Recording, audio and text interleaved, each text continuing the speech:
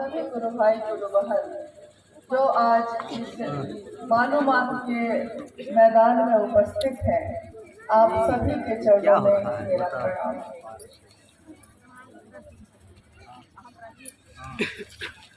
मालूमात के इस धरती पे बहुत वर्षों के बाद आना हुआ। हालांकि साहब के साथ इस रास्ते से हम लोग अनेक बार गुजरे, यहाँ के गुरु भाई गुरु बहनों से मुलाकात भी होती रही है हमेशा, लेकिन बहुत समय के बाद एक शिव गुरु महोत्सव का आयोजन हुआ है। हम सबों का सौभाग्य है कि आज हम सब इस स्थान पे उपस्थित हुए हैं, एक दूसरे से मिल रहे हैं। और सही है कि साहब और दीदी हमार इतना महान कि धरती पे आके कई बार ऐसा काम कि देखा भेला महान। धरती पे हमने भी जन्म लिया है, आपने भी जन्म लिया है, जीवन तो एक ही मिला है, मुझको भी आपको भी, लेकिन कोई ऐसा आता है इस जीवन में जो ऐसा काम करता है कि दुनिया के लोग उनको महान कह के पुकारते हैं, युग पुरुष कह के पुकारते हैं, महामानव कह के पुकारते हैं। आज हम सबों के जीवन में वरण गुरु भ्राता साहब श्री हरिदानंद जी के कारण शिव मेरे और आपके गुरु हुए हैं अपने। महादेव की पूजा सदियों से इस धरती पे होती आई है, कोई नई बात नहीं है। यहाँ तक कि जब मानव सभ्यता बहुत विकास नहीं की थी, यहाँ तक कि लोग कपड़े पहनना नहीं जानते थे, खाना बनाना नहीं जानते थे, पेड़ों के नीचे रहते थे, गुफाओं में रहते थे, उस समय भी शिवलिंग की पूजा करते थे, प्रकृति की पूजा करते थे। आज भी भारत ही एक ऐसा देश है जहाँ हम पेड़ की भी पूजा करते हैं, वृक्ष की भी पूजा करते हैं, धरती की पूजा कहते हैं और माँ कह के पुकारते हैं धरती को। हमारे घरों में जो जानवर होते हैं हम उसमें भी माँ का रूप देखते हैं। अगर गाय हो तो माँ कहते हैं। यानी देखिए, इस धरती के रहने वाले हम लोग पेड़ पौधे में भी जीवन देखते हैं, मिट्टी और पत्थर में भी जीवन देखते हैं। तभी तो कहते हैं कि अगर पत्थर को भी रख के भाव उसमें डाल दिया है तो वो पत्थर भी बोल उठता है। हमारा आपका जीवन भी एक पत्थर की तरह ही गुजर रहा था। जीवन तो आया, जन्म लिया हमने, लेकिन इस जन्म लेने का कारण क्या है ये नहीं जान सके। ये नहीं जाना कि एक इंसान के जीवन में आकर हम शिव हो सकते हैं। लेकिन एक संदेश आया कि शिव को अपना गुरु बनाइए। शिव आज भी गुरु है, आप भी अपना गुरु बनाइए। और इस संदेश को सुनकर दूर दूर रहने वाले लोगों ने, जंगलों में रहने वाले, पहाड़ों पे रहने वाले, झाड़ झंखार में रहने वाले लोगों ने उनको अपना गुरु बनाया। हम कहते हैं कि जिसको एक बार कह देते हैं कि तुम मेरे हो, अपने हो, फिर हम उसके लिए नहीं बदलते। जैसे मेरा परिवार है, अब मेरा परिवार है, कोई कितना भी लालच दे, कोई कितना भी हमको भ्रमित करे, हम अपने परिवार को छोड़ते हैं? नहीं छोड़ते। मेरा बेटा है, कितनी भी गरीबी आ जाए, कितनी भी लाचारी आ जाए, अपने बेटे को हम नहीं छोड़ते। लेकिन जैसे ही ईश्वर की बात होती है, भगवान की बात होती है, तो हम भगवान बदल लेते हैं, तुरंत ही बदल लेते हैं। साहब ने कहा कि उस शिव के साथ ऐसा मत करना, उस महादेव के साथ ऐसा मत करना जैसा अपने घर में अपने बूढ़े बुजुर्गों के साथ हम लोग कर देते हैं कि जब वो जवान था तो घर का मालिक था, और जब वो वृद्ध हो जाता है, खटिया पे आ जाता है, तो घर के लोग उसकी तरफ देखते भी नहीं। खाना दे देते हैं, पानी दे देते हैं, लेकिन घर के मामले में उसकी राय लेना भी बंद कर देते हैं। साहब ने कहा, महादेव की दुनिया में आप रहते हैं, ये दुनिया किसकी बनाई हुई है? ये धरती, ये आकाश, ये हवा, ये पानी किसने दी हमको? किसी आदमी ने नहीं दी है। ये तो उस महादेव की दया से हमको आपको मिला। महादेव की दुनिया में हम आप रहते हैं, लेकिन हमारी छोटी छोटी कुटिया जो है, हमारा छोटा छोटा घर है, उसमें महादेव रहते हैं कि नहीं? उसमें अपने रहते हैं। मेरा बेटा रहता है, मेरी बेटी रहती है, मेरे परिवार, मेरे रिश्तेदार रहते हैं, लेकिन मेरा गुरु, मेरा महादेव रहता है कि नहीं? साहब ने इतना ही कहा। उसी तरह महादेव को भी अपने घर में शामिल करो, घर का मुखिया बनाओ। और घर का मुखिया अगर शिव हो तो सोचिए वो दुनिया कैसी होगी, वो परिवार कैसा होगा। तो हमारे पास चाहे और कुछ हो या ना हो, लेकिन महादेव जो सबसे सुंदर गुरु हैं, जो हमको आपको मिल गए हैं। इस जीवन में मानव का जीवन है। हम सोचते हैं कि कोई बहुत अच्छा है, कोई बहुत खराब है। अभी ही नीचे हम लोग बैठे थे तो कुछ गुरु बहन कुछ और कर रही थी, कुछ गुरु बहन कुछ और कर रही थी, कोई ध्यान से चर्चा सुन रही है, कोई कुछ और कर रही है। लेकिन जो चर्चा सुन रही है उनका ध्यान भी भटक जा रहा है।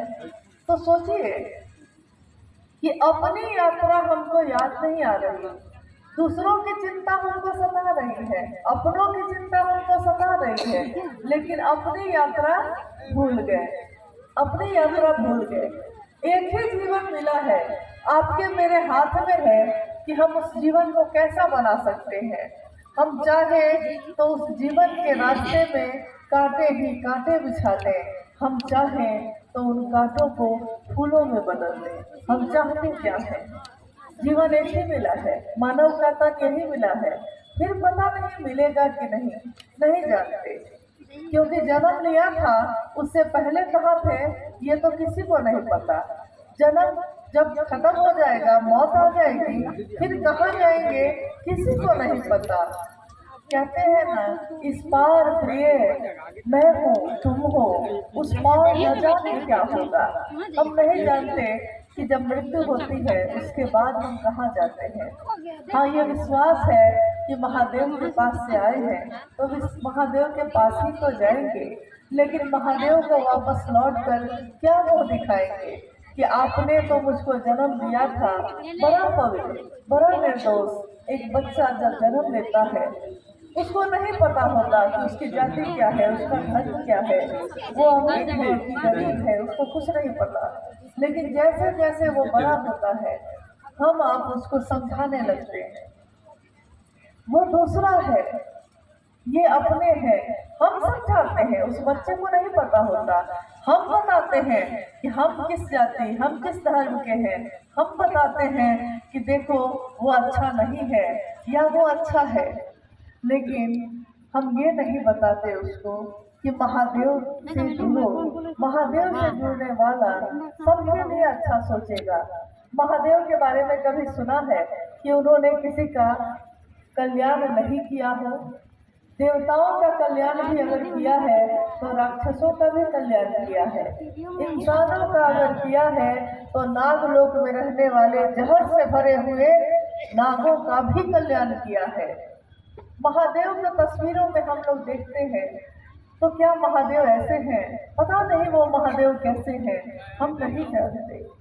तव तत्व न जानामि कि दृश्योसी महेश्वर। हे महादेव, आपके तत्व को हम नहीं जानते, आप कैसे हैं, आप क्या हैं, हम आपको देख नहीं पाते, हम आपके तत्व को जान नहीं पाते, लेकिन आप जो हैं, आप जैसे हैं, आपको हमारा बारंबार प्रणाम है। हम प्रणाम करते हैं, नहीं जानते कि वो कैसे हैं। हाँ, इतना जानते हैं कि इस जीवन में रास्ते चुनने का अधिकार आपको महादेव ने दिया है। आप अपने रास्ते को चुनते हैं। न्यूनतम व्यवस्था में रह के भी सुखी रहा जा सकता है, ये महादेव सिखाते हैं। चट्टानों पे पीछे देखिए पहाड़ है, चट्टान है, सूखी हुई भूमि है, किसान वर्ग में जो है, किसान भाई जो है, कितनी बार खेतों में फसल खत्म हो जाती है, तब भी एक उम्मीद, एक आशा के साथ फिर से फसल लगाते हैं, फिर से उसमें करते हैं। एक उम्मीद होती है कि सब कुछ अच्छा हो जाएगा। इन पहाड़ों पे रह के भी, इन चट्टानों पे सोकर भी सुखी रहा जा सकता है। कब? जब आपका मन सुखी हो। मन ही शांत नहीं हुआ, मन ही सुखी नहीं हुआ, तो फिर पैसा भी रह के आप सुखी नहीं रह सकते। लाख चीजें आपके पास आ जाए, कहाँ सुख रहता है किसी को। बड़े बड़े महल में रहने वालों को देखकर लोग सोचते हैं कि वो बड़े सुखी होंगे, लेकिन आप जाकर देखिए तो नींद नहीं आती उनको। रेशम के गद्दों पे नींद जब नहीं आती है तो नींद की दवा खाते हैं, तब भी नींद नहीं आती। और कितने लोगों को आपने देखा होगा कि दिन भर मजदूरी की है उसने, 400 रुपए हाथ में आए हैं, लेकिन सुख की नमक और रोटी खाकर सुख की चैन सोता है चट्टानों पे। बहुत पहले यही लातेहार के गुरु भाई हैं नूनू जी आए हुए हैं।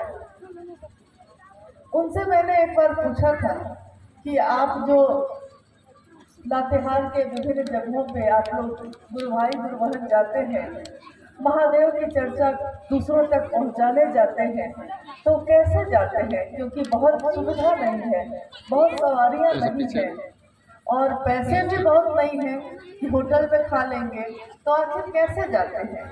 उन्होंने कहा कि मैं उसका वीडियो बनाकर भेजूंगा। छोटे छोटे वीडियो बनाकर उन्होंने भेजे थे। साहब उस समय शरीर में थे। साहब से मैंने उन तस्वीरों को और उन वीडियोस को दिखाया। उसमें दिख रहा है कि गुरु भाई गुरु बहन मीलों पैदल चल के जा रहे हैं, हाथ में पोटली बांधे हुए हैं, रखे हुए हैं, और पैदल चले जा रहे हैं, जंगल में जाए जा रहे हैं। रास्ते में कहीं भूख लगी है तो चट्टान है, झरना है, पहाड़ी नदी और झरना है, वहाँ बैठ गए हैं। अपनी जो रोटी और प्याज का टुकड़ा है, थोड़ी सी सब्जी है, उसको खोला है, सब लोग मिल बांट के आपस में खा रहे हैं, और फिर वहां से दूसरे गांव में बढ़ के महादेव की बात कर रहे हैं। कहते हैं महादेव का काम कौन करता है? महादेव का काम उनके गण करते हैं।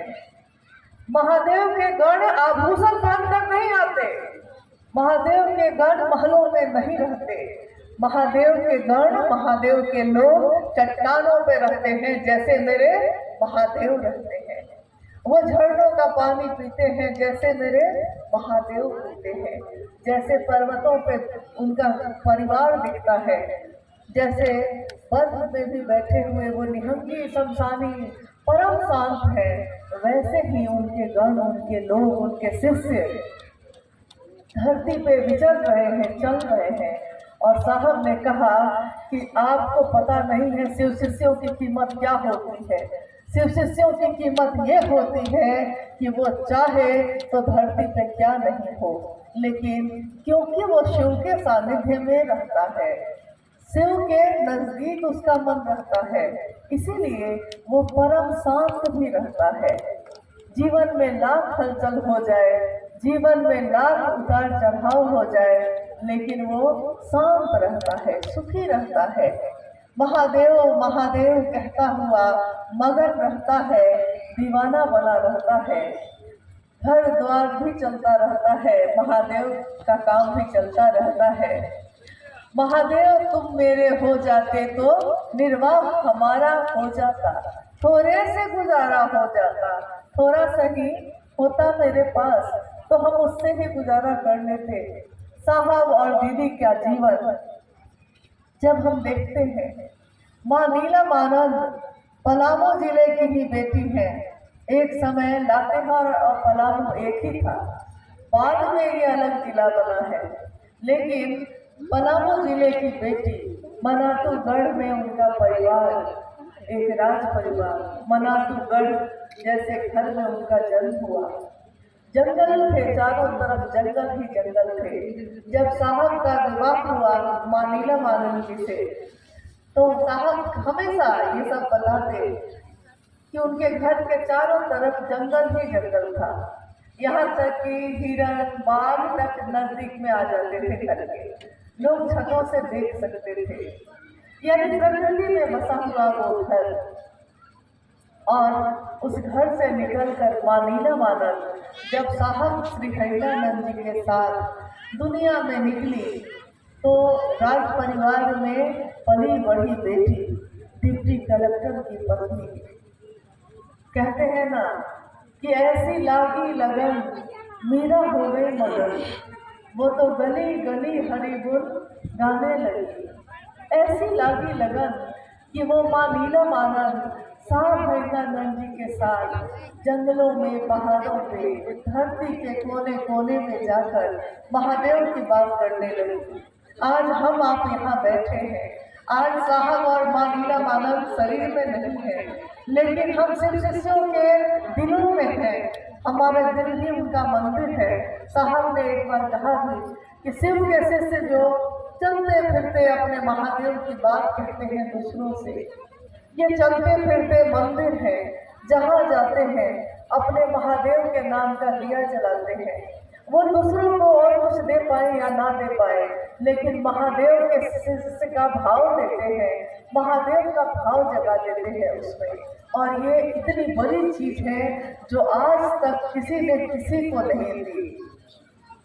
किसी ने ठंड लगी है तो कंबल दे दिया है, किसी ने भूख लगी है तो भोजन करा दिया है, लेकिन किसी ने महादेव को लेकर महादेव को दिया है, ऐसा किसी ने आज तक नहीं किया था।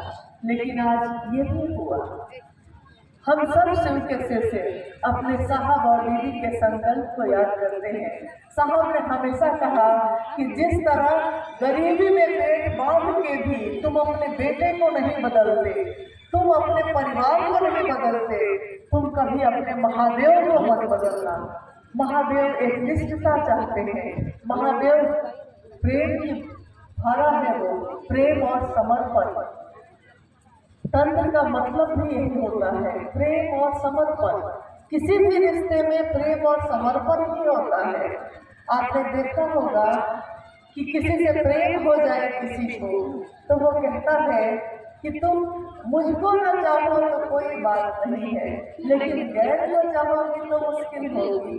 मतलब वो कहता है कि तुम मुझको चाहो सिर्फ। लेकिन साहब हरिदानंद जी ने तो कहा कि मैंने शिव को प्रेम किया है और मैं चाहता हूँ कि धरती का हर व्यक्ति उस महादेव को प्रेम करे, उसका शिष्य बने। हमारे आपके अंदर कोई पात्रता नहीं है, कोई योग्यता नहीं है। हम लोगों ने बहुत किताबें नहीं पढ़ी हैं, शास्त्र नहीं पढ़े हैं। ये शिव गुरु का मंच है जिस पे आज ये चर्चा हो रही है। ये शिव गुरु का मंच, इस पे शिव के शिष्य ही बैठते हैं और बात करते हैं। शिव की तरफ से वही बोलते हैं, वही सुनते हैं, लेकिन इस पे कोई विद्वान नहीं बैठा है, कोई प्रवचन करता नहीं बैठा है, कोई सत्संग करने वाला, कोई कथावाचक नहीं बैठा है। शिव की चर्चा कथा नहीं है, शिव की चर्चा अविरत प्रवाह है जो एक दिल से दूसरे दिल में जाती है। ये दिल से उठती है और दिल से जब बात उठती है तो शास्त्र भी वहाँ मौन हो जाते हैं, शास्त्रों का भी कोई महत्व वहाँ नहीं होता।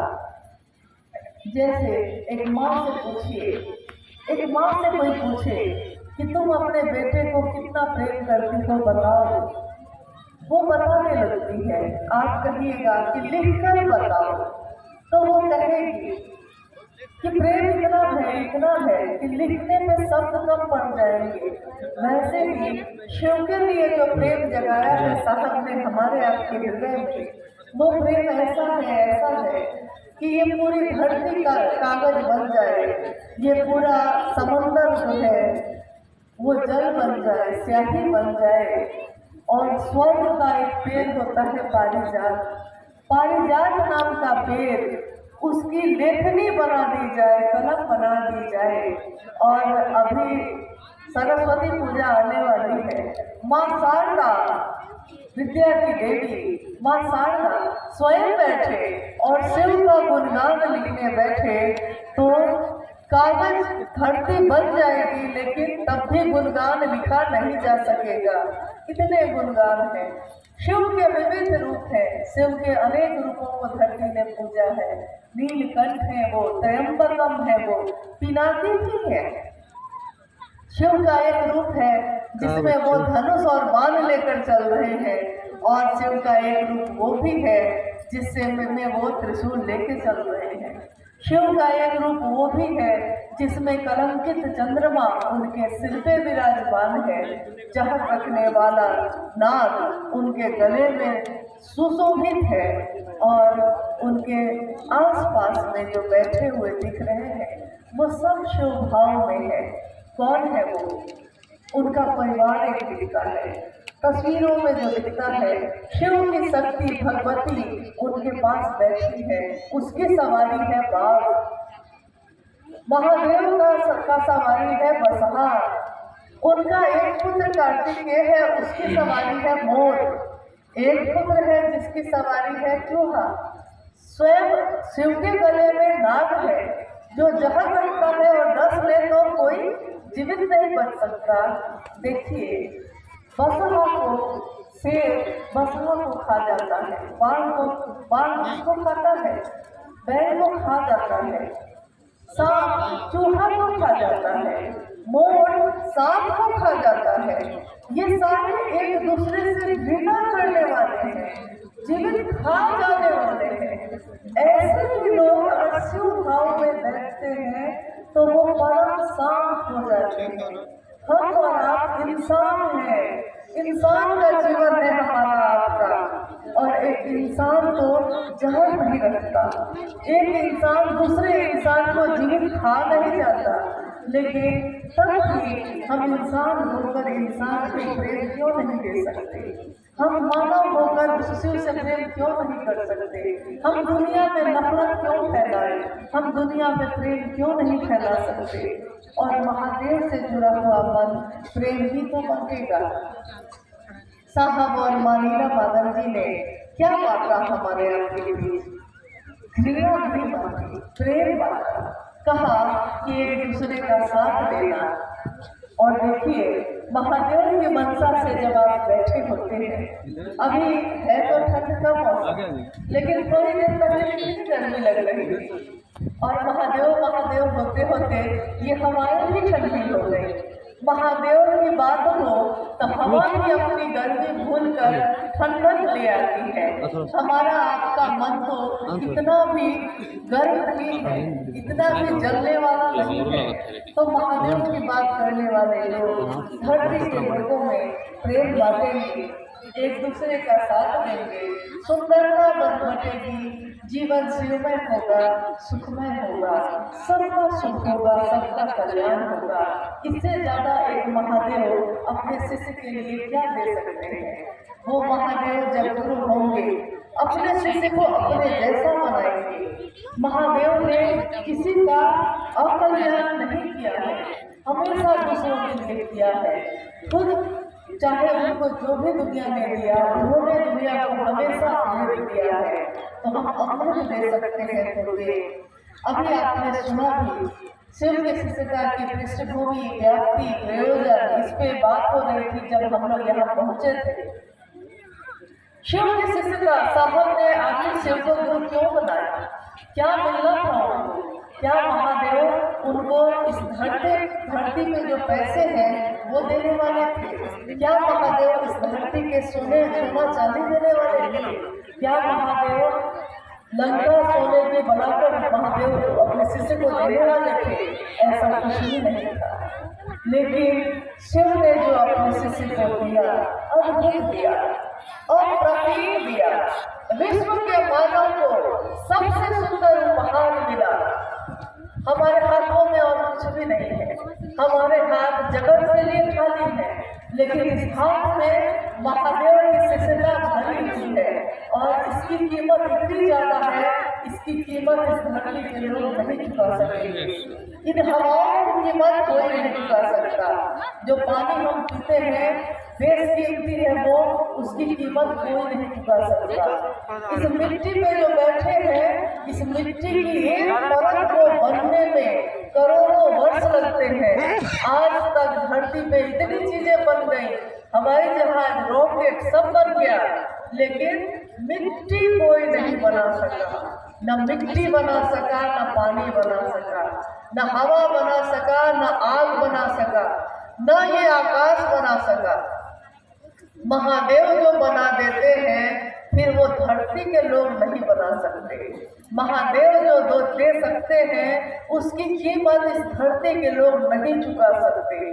तो देखिए, हमारे पास अगर माचिस नहीं होता था तो हम पत्थर को पत्थर से रगड़ के आग पैदा कर लेते हैं, लेकिन वो आग हमारी नहीं होती।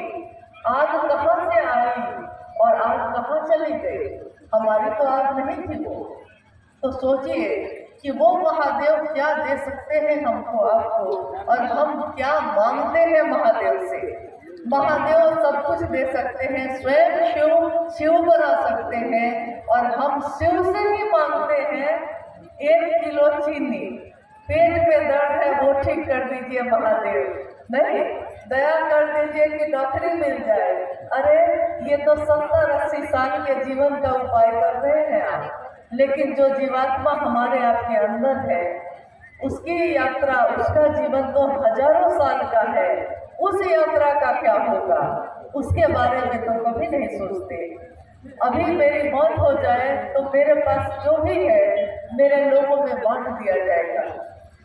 कुछ दिन तक तो रोएंगे, लेकिन अभी अगर पिता की मौत हो जाए तो जिस पिता ने पेट काट काट के खेत खरीदा था, 4 बेटे तुरंत 4 टुकड़ा कर लेते हैं खेतों का। इसी खेत के लिए तो आपने अपना जीवन गंवा दिया, लेकिन जीवन गंवाने के बाद हासिल क्या हुआ, मिला क्या? तो उतना दीजिए महादेव जितने मैं भी भूखा ना रहूं, साधु ना भूखा जाए। मतलब इतना दे दीजिएगा कि मेरा पेट भर जाए, मेरे लोग खा पाए, छत होए, कपड़ा हो, जीवन की जरूरत हो, और कोई साधु आ जाए तो भूखा ना चला जाए मेरे दरवाजे से। इतना बहुत है महादेव। महादेव महादेव करते हुए इस जीवन को जी लेना है, आगे बढ़ जाना है। बाकी आगे तो महादेव जानेंगे, और हम क्या जाने महादेव क्या जानते हैं। एक जगह पे किसी ने कहा कि अरे हम क्या जाने महादेव क्या चाहता है, कोई नहीं जानता महादेव क्या चाहता है।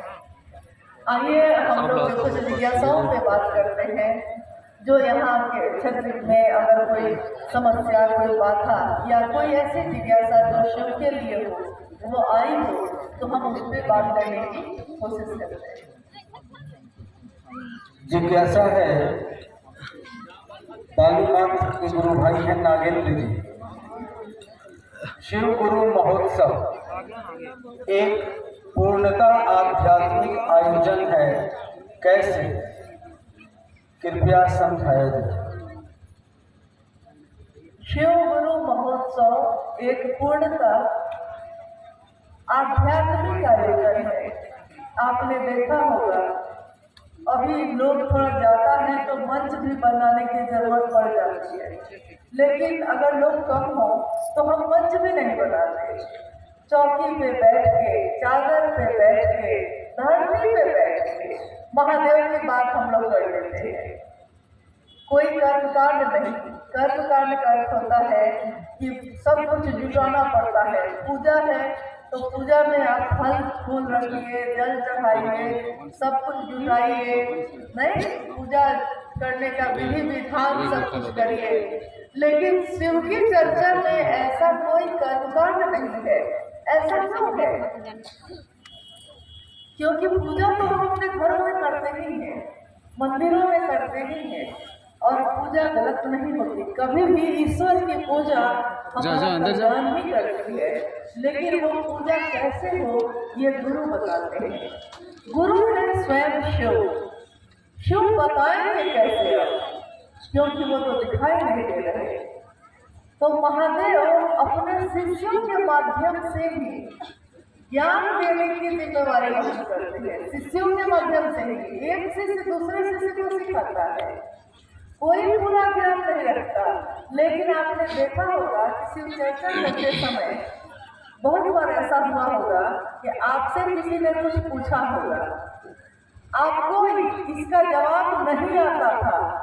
जो उसने पूछा है आपसे, आपको इसका जवाब नहीं पता होता, लेकिन उस समय अचानक आपके मुंह से कुछ बातें निकलने लगती हैं अपने आप। महादेव से दया मांग के आप लोगों से बात करने लगते हैं, और लोग को जो जिज्ञासा, जो प्रश्न उन्होंने पूछा है, आप उसका उत्तर देने लगते हैं। वो आदमी संतुष्ट हो जाता है आपकी बात से और कहता है हाँ हम समझ गए। आप बाद में सोचते हैं कि इसका उत्तर मुझको कैसे पता था, क्योंकि इसका उत्तर तो मैंने किसी किताब में पढ़ा नहीं था। आपके साथ हुआ है ऐसा कभी? हम लोग के साथ तो हमेशा हुआ है, क्योंकि जो कभी पढ़ा नहीं, कोई कभी जाना नहीं, उसका भी उत्तर आप दे देते हैं। आध्यात्मिक आयोजन का अर्थ होता है, आध्यात्म का अर्थ होता है अपनी खोज, अपनी यात्रा, अपने को जानने का विज्ञान। मैं कौन हूँ, कहाँ से आया हूँ, क्यों आया हूँ।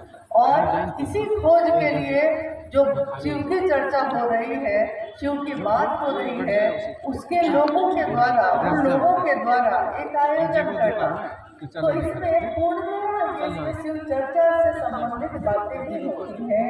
इसमें कोई कर्मकांड नहीं, इसमें कोई जाति धर्म का बंधन नहीं, और साफ साफ कलम ने कहा है कि जाति धर्म वर्ण संप्रदाय लिंग से परे है शिव की शिष्यता। शिव की शिष्यता में इससे कोई फर्क नहीं पड़ता कौन किस जाति का है, कौन किस धर्म का है। जैसे ही हम कहते हैं महादेव, जैसे ही हम कहते हैं शिव, वैसे ही हमारा मन एक हो जाता है।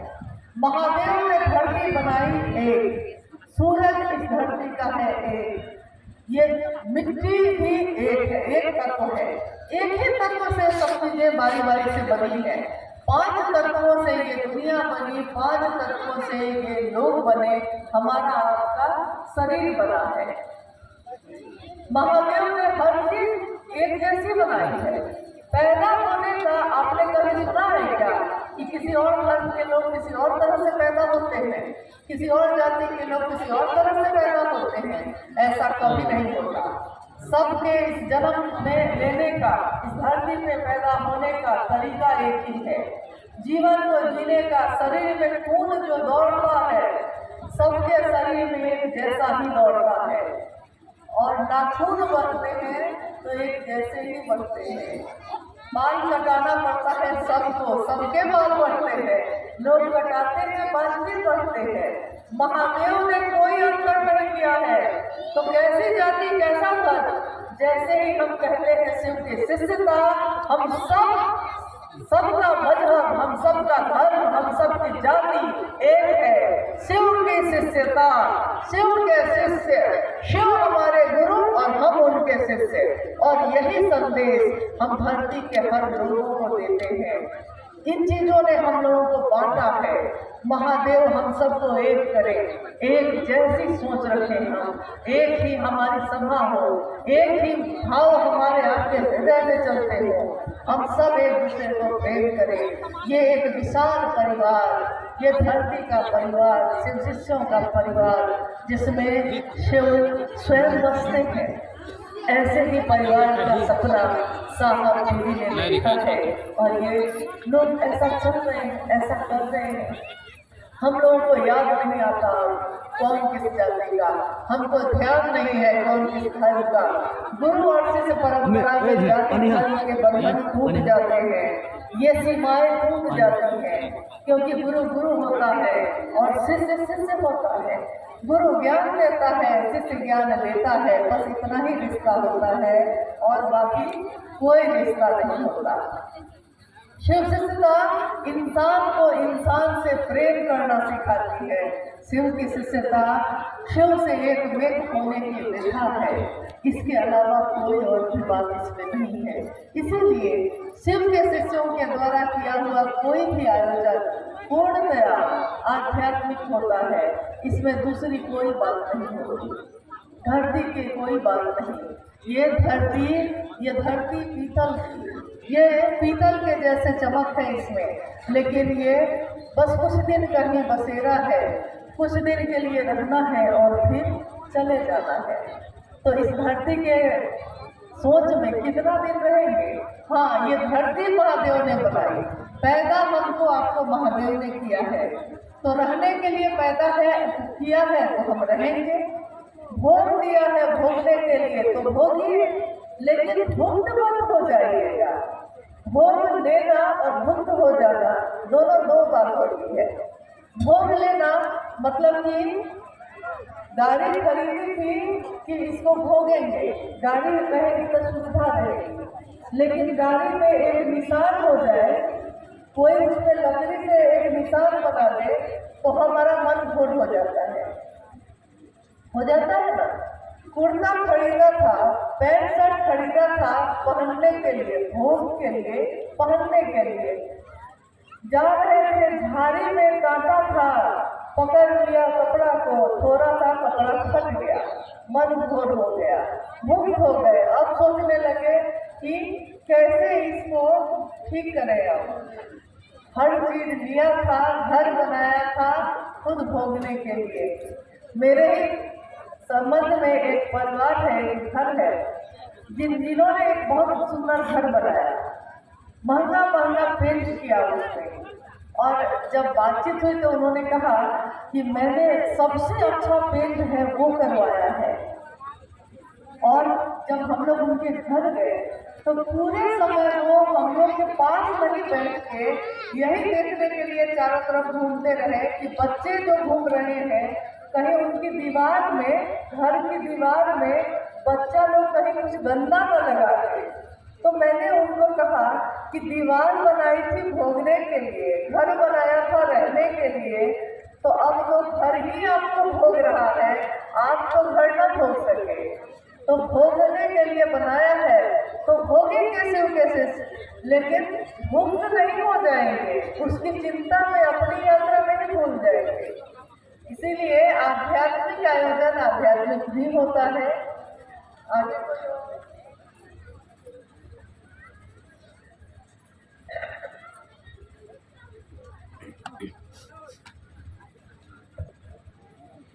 एक जिज्ञासा है, शिव को क्यों गुरु बनाए? लोगों को शिव गुरु से क्यों जोड़े? भाई रमन जी हैं, मकैया टाड़ बागवा। शिव को गुरु क्यों बनाए और लोगों को शिव से क्यों जोड़े? बात क्या है कि जब गुरु की बात हम करते हैं तो एक युग होते हैं अलग अलग। अभी चल रहा है कलयुग। इस युग तक आते आते जो भी शरीरधारी गुरु हैं गुरु, अभी भी गुरु हैं, कुछ अच्छे भी हैं, कुछ गुरु के वेश में वो ज्ञान नहीं दे पाते, कुछ दे पाते हैं, सब एक तरह के लोग हैं। लेकिन जो गुरु का काम करेगा आप उसी को न गुरु बनाइएगा। यहाँ के कोई बहुत बड़े अफसर हैं, पढ़े लिखे हैं, डॉक्टर हैं, डॉक्टरी पढ़े हुए हैं, लेकिन वो मास्टर का काम नहीं करते, तो आप अपने बच्चे को हॉस्पिटल में भेजिएगा पढ़ने के लिए? नहीं भेजिएगा। जो शिक्षक का, जो मास्टर का काम करेगा आप उसी के पास भेजिएगा। अन्य देवी देवता भी हैं। माँ भगवती का जब प्रकटीकरण हुआ तो युद्ध की देवी कही गई, वो राक्षसी ताकतें जब बढ़ेंगी उसका संहार करेंगी। वो नहीं कहते हैं रक्त बीज संहारे सोनित बीज हरे, मतलब रक्त और बीज की तरह जो राक्षस प्रवृत्ति बढ़ती है उसका नाश करने के लिए युद्ध की देवी के रूप में माँ भगवती का प्रकटीकरण दुर्गा माता हुआ। लेकिन वो गुरु का काम नहीं करते। अब है कि गुरु का काम जो करेंगे आप, गुरु तो उन्हीं को बनाएंगे ना। तो देवी देवताओं में भी अगर हम देखते हैं तो सर्वोच्च पद पे कौन दिखते हैं? सारे देवी देवता अभी याद कर लीजिए आप, और उसके बाद आप कहिए कि महागुरु किसके नाम के साथ लगा हुआ है।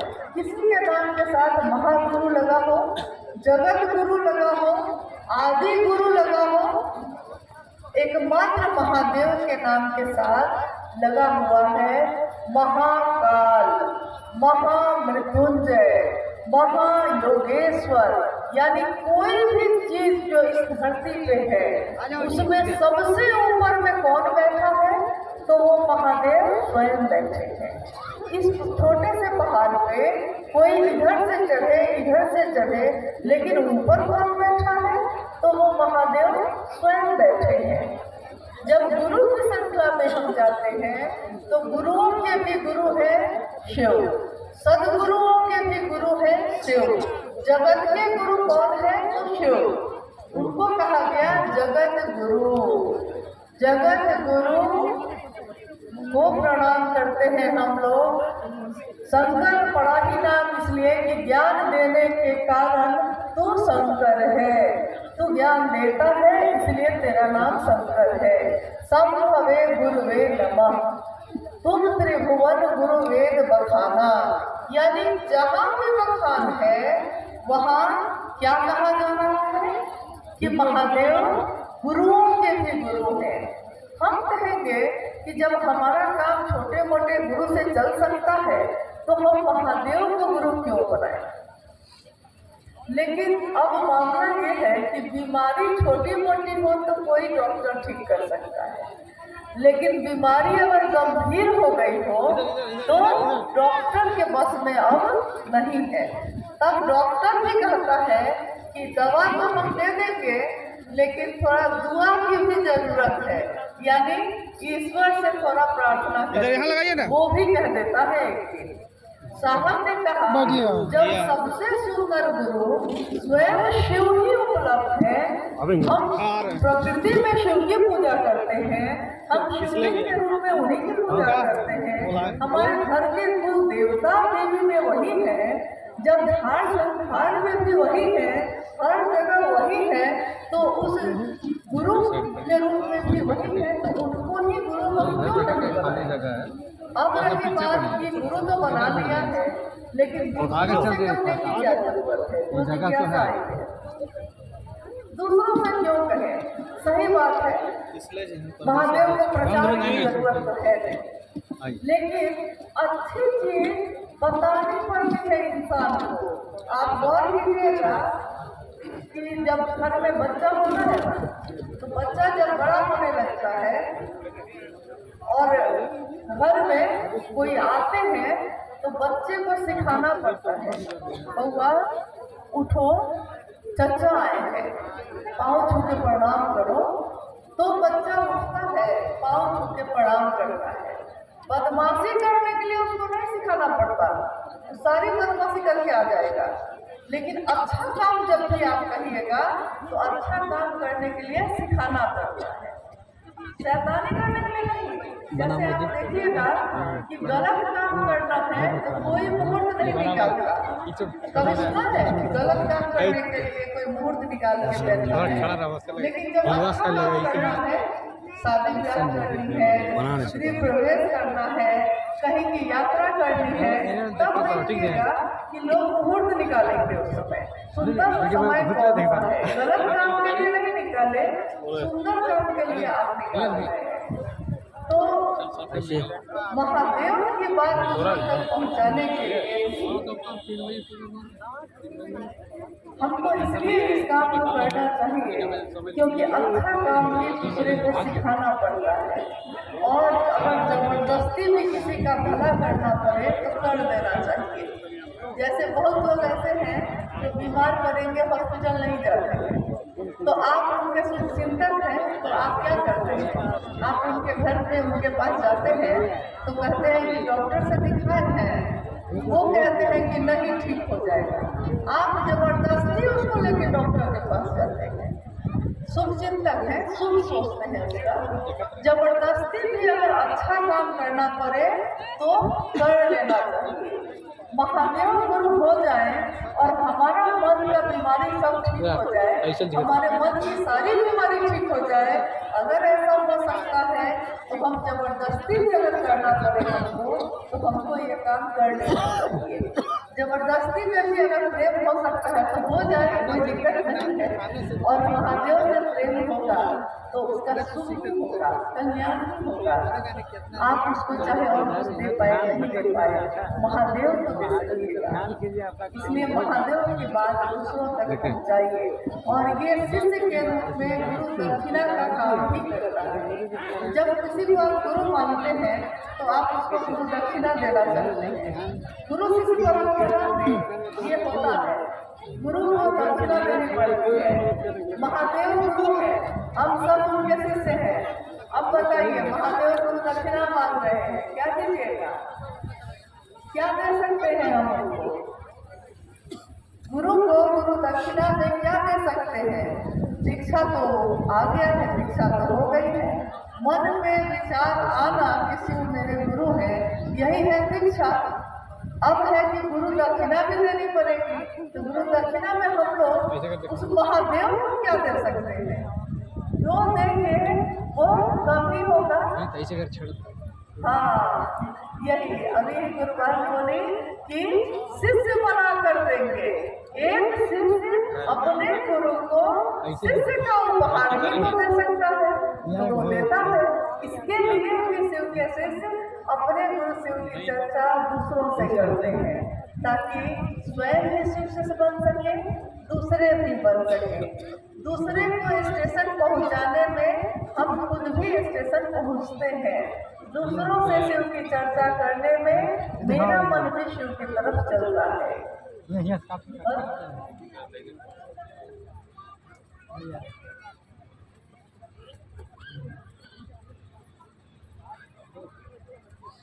एक अंतिम जिज्ञासा है। ग्राम मुकुंदपुर गारू लातेहार से हमारे गांव में एक तरफ शिव गुरु की चर्चा करते हैं और दूसरे तरफ ओझा, भक्ता, झाड़ फूक बड़े जोर शोर से कर रहे हैं। हम लोगों को शिव गुरु से जोड़ने में बाधा हो रही है, कृपया उपाय बताए दें। प्रश्न आप सुन लिए हैं। जिज्ञासा जो है, अभी अभी बात हो रही थी कि हर चीज से परे है शिव की सत्यता। तो जिज्ञासा ये है कि एक तरफ शिव चर्चा चल रही है और एक तरफ कुछ लोग जो है शिव चर्चा के नाम पे या कुछ और करते हुए ओझा, गुनी, झाड़ फूक इस सब का सहारा भी ले रहे हैं। मुझको अभी याद आ गई एक घटना, हालांकि इसका जिक्र अनमिल आता एक किताब है उसमें है।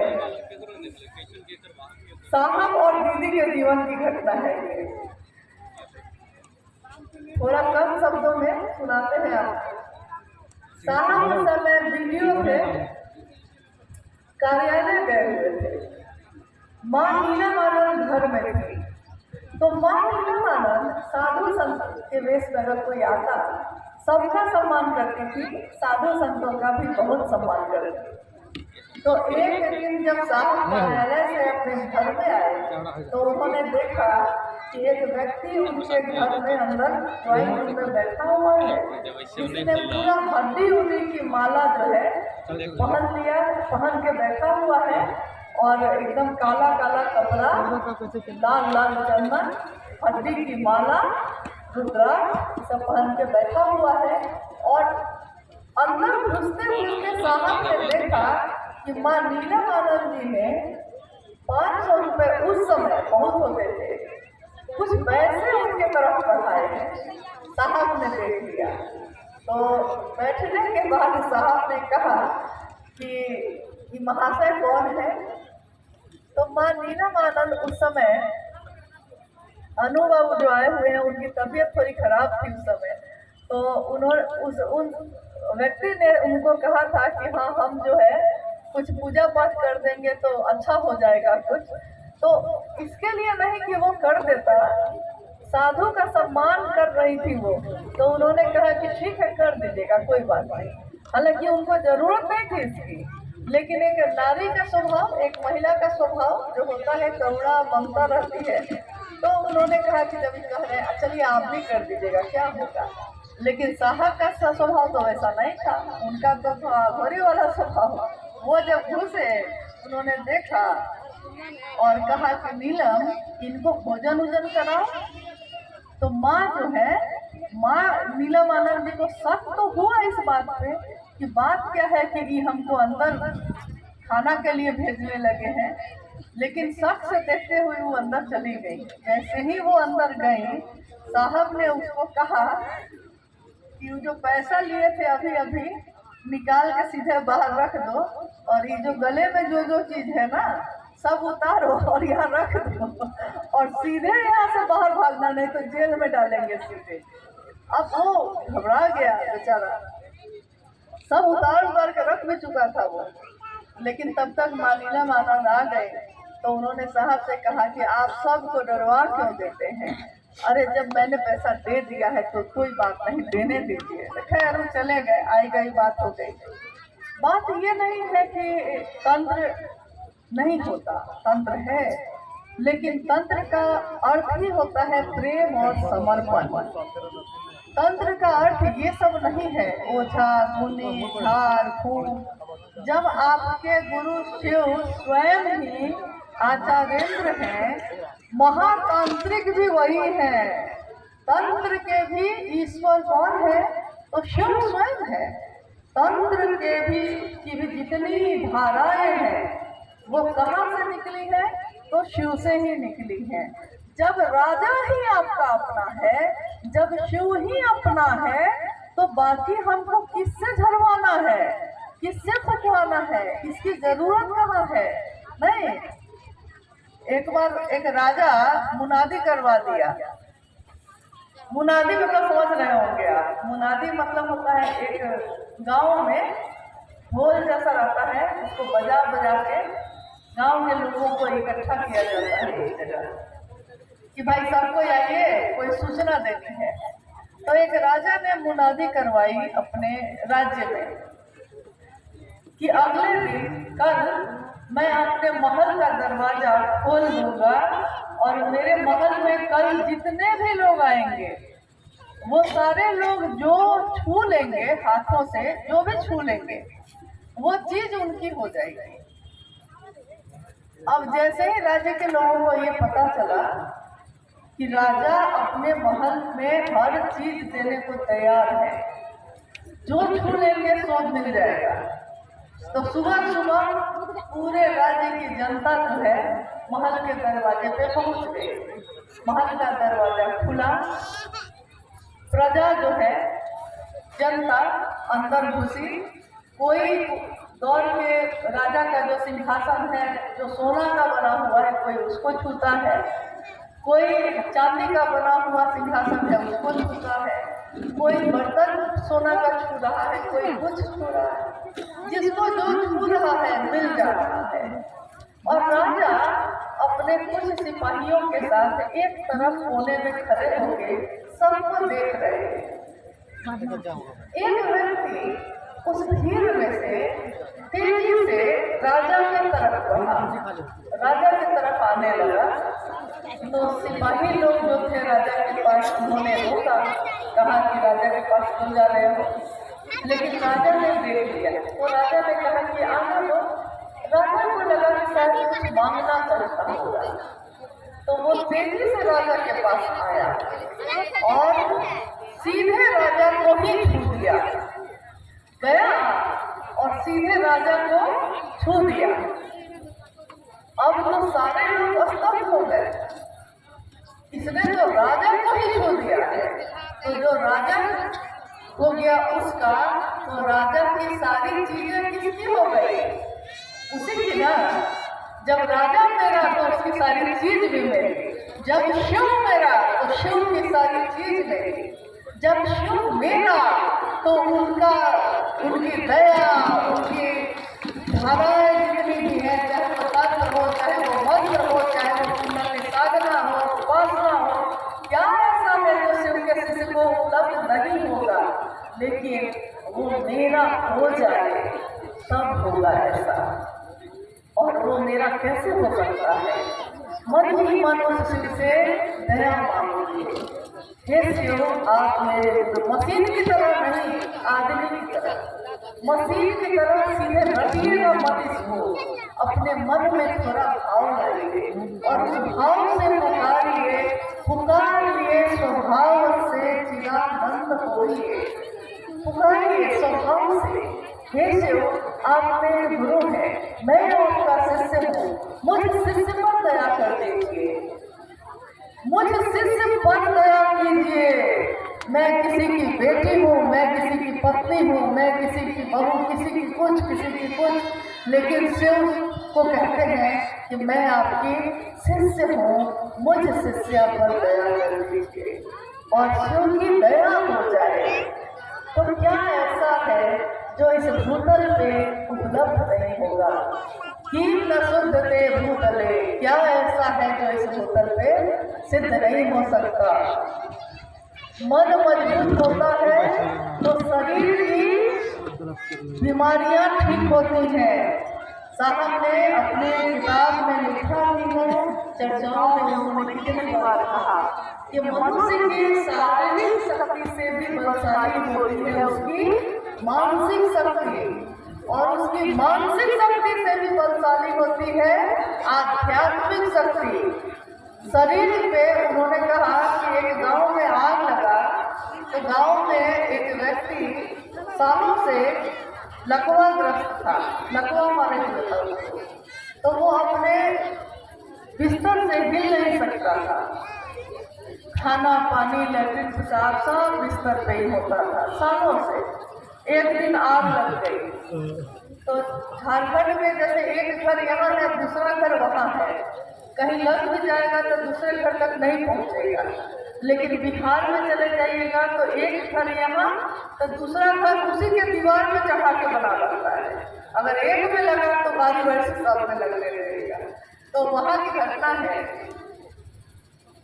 कि आग लग गई, सब कोई चिल्लाने लगे, और जब प्राण का भय होता है तो उस समय आप देखिएगा कि हम भूल जाते हैं, ऐसे क्यों करते हैं, मेरा अपना, तुम मेरे हो, तुम्हारे लिए हम चांद तारा तोड़ के लाएंगे। लेकिन जब प्राण का भय होता है तो सबसे पहले आदमी अपना प्राण बचा के भागता है। कोरोना आया था तो देखा था आपने, कोरोना आया था तो मेरे अपने को भी अगर कोरोना हो गया है तो हम उसको छू नहीं पाए थे। प्राण का भय होता है तो पहले अपना प्राण बचाता है। तो घर के सारे लोग जो है वो प्राण बचा के बाहर भागने लगे। भागते हुए उन्होंने देखा कि जो व्यक्ति सालों से खटिया पे लेटा हुआ था, लकवा मारा हुआ था, वो सबसे आगे भागे जा रहा है, दौड़ के भागे जा रहा है। सबको लगा कि कैसे हो सकता है कि सालों से हिलता नहीं था, हुआ क्या था? उसने देख लिया कि सारे सहारे छूट गए, कोई मुझको नहीं बचाएगा। जब तक उसको लगता था कि सब है मेरे लिए देखने वाला, वो अपना मानसिक शक्ति लगाया ही नहीं। लेकिन जब देखा कि सब भाग गया, हम तो जल के मर जाएंगे, तो उसने अपनी सारी मानसिक शक्ति इकट्ठी कर दी, बचना है हमको, बचना ही है हमको। और उसने महादेव को पुकारा कि महादेव हमको बचाइए, और मानसिक शक्ति को आध्यात्मिक शक्ति का सहारा मिल गया, शरीर पर से उस चीज का प्रभाव ही खत्म हो गया। बताइए, अगर आध्यात्मिक ताकत लेकर आप अपनी मानसिक और शारीरिक बीमारी ठीक कर सकते हैं तो आपको क्या जरूरत है ये सब चीज करने की? सीधे महादेव से जुड़ जाइए और महादेव से दया मांगिए, उनकी चर्चा को न करिए, और जैसे आता है वैसे ही महादेव को प्रणाम करिए। बहुत लोग कहते हैं कि मेरे पास माला नहीं है रुद्राक्ष की, तो हम कैसे प्रणाम करें? कोई इतना गरीब होता है कि अगले दिन वो क्या खाएगा, इसके लिए भी सोचता है। तो उसके लिए मुश्किल है कि 200 की माला कहाँ से खरीदेगा। लेकिन माला प्रणाम नहीं करती, प्रणाम तो हमारा मन करता है, मेरा दिल करेगा प्रणाम। तो हम अगर कंकड़ पत्थर 108 बार रख के कंकड़ से भी अगर जोड़ के महादेव को प्रणाम कर देंगे, तब भी महादेव उस प्रणाम को ग्रहण करते हैं। हम अपने सांस में चढ़ाएंगे नमः और उतारेंगे शिवाय, तब भी महादेव उस प्रणाम को स्वीकार करते हैं। इसलिए प्रणाम देने की कोशिश करिएगा, कर्मकांड में मत रह जाइएगा कि कैसे करें, किधर से करें। जैसे आता है वैसे करिए, जिस भाषा में आता है उस भाषा में करिए। कुछ नहीं आता है तो नमः शिवाय सोचकर भी कर लीजिए, लेकिन करिए और एक लिस्ट रखिएगा। ये नहीं कि आज इसको पुकारा है कल उसको पुकारेंगे। महादेव के लोग अपने देवता नहीं बदलते, अपना आराध्य नहीं बदलते, अपने इष्ट को नहीं बदलते, अपने गुरु को नहीं बदलते। जो मान लिया, साहब महिंद्रानंद जी ने शिव को गुरु मान लिया और मान लिया। अब सारी दुनिया एक तरफ हो जाए तब भी शिव ही उनके गुरु होंगे। किसी लड़के ने किसी लड़की से प्रेम कर दिया है, जाति से बेदखल कर दिया जाता है, गांव से निकाल दिया जाता है, लेकिन प्रेम कर लिया है तो प्रेम फिर किसी चीज की परवाह नहीं करता। प्रेम प्रेम होता है। शिव से भी हो जाए वो प्रेम तो पूरी दुनिया एक तरफ और शिव एक तरफ अगर होंगे तो शिव के शिष्य शिव को ही चुनेंगे, क्योंकि अगर राजा अपना होगा तो पूरी दुनिया अपनी हो ही जाएगी। कहाँ जाएगी? महादेव की दया, महादेव की करुणा कण कण में है भी है, हर रही है। हमको आपको अपने आंचल में उसको समेट देना है, बस इतना ही करना है। इसलिए आज की ये आज का ये शिव गुरु महोत्सव जो यहाँ बालूमाथ और लातेहार के गुरु भाई गुरु बहनों ने आयोजित किया है, हम सबका सौभाग्य है, परम सौभाग्य है कि इसमें आने और आप सबों से भेंट करने का मौका मिला है। ये महादेव की असीम दया है। जहाँ भी नजर जा रही है साहब महिंद्रानंद जी की तस्वीर नजर आ रही है। शिव के शिष्यों को शिव शिष्यता का उपहार देने वाले की तस्वीर हर दिल में छपी रहे हमेशा। वो साहब जिस तरह शिव हमेशा है, रहेंगे, वो साहब और मेरी मानवीय आनंद की हमेशा शिव शिष्यों के दिलों में इसी तरह बसी रही और हम उनका प्रेम की छाया प्राप्त करते रहे। शिव की करुणा हम सबों के जीवन में बरसती है।